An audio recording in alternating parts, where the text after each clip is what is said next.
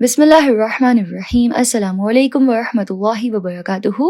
Welcome to my kitchen. मैं हूं chef Hafsa और आज मैं आप लोगों के लिए बहुत ही डिलीशियस से कैरेट डिलाइट की रेसिपी लेके आई हूं। काफी लो बजट रेसिपी है, थोड़े से इंग्रेडिएंट्स पे आप बहुत ही मजेदार सी मिठाई बना के तैयार कर सकते हैं। तो आइए इस रेसिपी को बनाना स्टार्ट करते हैं।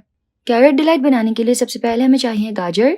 गाजर जो है वो एकदम लाल और मीठे होने चाहिए। गाजर को अच्छी तरह से धो लेंगे और फिर इस तरह से कट कर लेंगे। तो यहाँ पे मैंने तमाम गाजर को इस तरह से कट कर लिया है। अब हम इसका फ्रेश एकदम जूस निकाल लेंगे। तो सिंपल इस तरह से जूस की मशीन जिससे हम एप्पल वगैरह का जूस निकालते हैं वो इस्तेमाल करेंगे। अब जूस की कलर को इनहेंस करने के लिए हम यहाँ पे एक चुकंदर जो है वो ऐड करेंगे।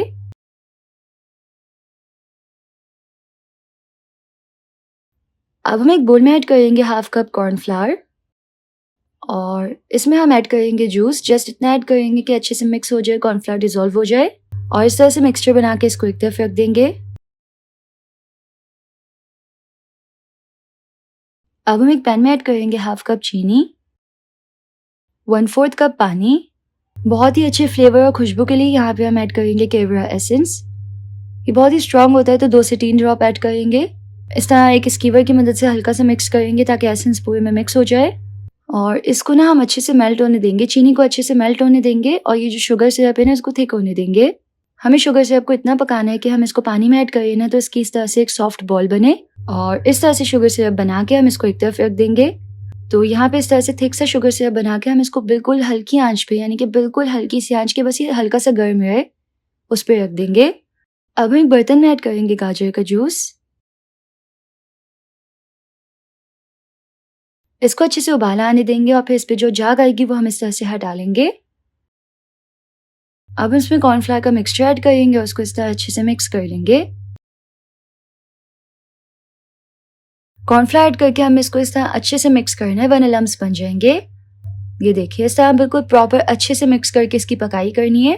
हमें इसको यहाँ पे अच्छे से 5 से 10 मिनट के लिए पकाना है हल्की आंच पे। तो देखिए इस तरह से एकदम स्मूथ और क्रीमी सा होना चाहिए। इसको मैंने तकरीबन 10 मिनट के लिए हल्की आंच पे पकाया है। अच्छे से ना कॉर्नफ्लावर का कच्चापन दूर करना है हमें। अब हम इसमें गर्मा गर्म शुगर सिरप जो है वो ऐड करेंगे और इसको मिक्स कर लेंगे। अगर चीनी पहले डाल देते हम या डायरेक्ट जूस में मिक्स कर लेते तो वो वाला टेक्सचर नहीं आता जो अभी आएगा। तो ये अच्छे से मिक्स हो गया है देखिए प्रॉपर। अब हम इसमें ऐड कर लेंगे थोड़े से ड्राई फ्रूट्स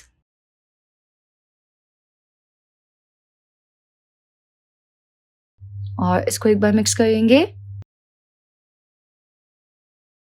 हम इसको फटाफट एक पैन में निकाल लेंगे।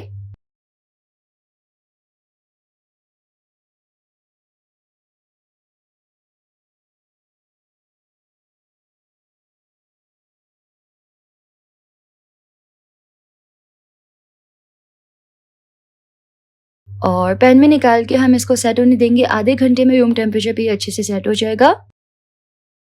तो जी तकरीबन आधा घंटा हो गया, ये बिल्कुल अच्छे से सेट हो गया। इसको हम डिमोल्ड कर लेंगे तो ये बहुत ही आसानी से पैन से बाहर आ जाएगा।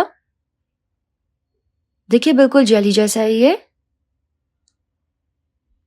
लेकिन खाने में बहुत ही मजेदार होता है, गाजर की मिठाई जैसा। अब हम इसको इस तरह से पीसेस में कट कर लेंगे।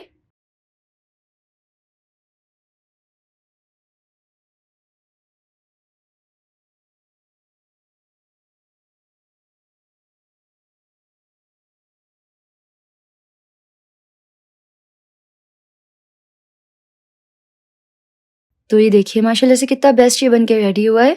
अब हम हर पीस को डेसिकेटेड कोकोनट यानी कि पिसे हुए खोपरे में अच्छे से कोट कर लेंगे। तो यहाँ पे हमारी बहुत ही डिलीशियस सी कैरेट डिलाइट जो है वो बिल्कुल रेडी है।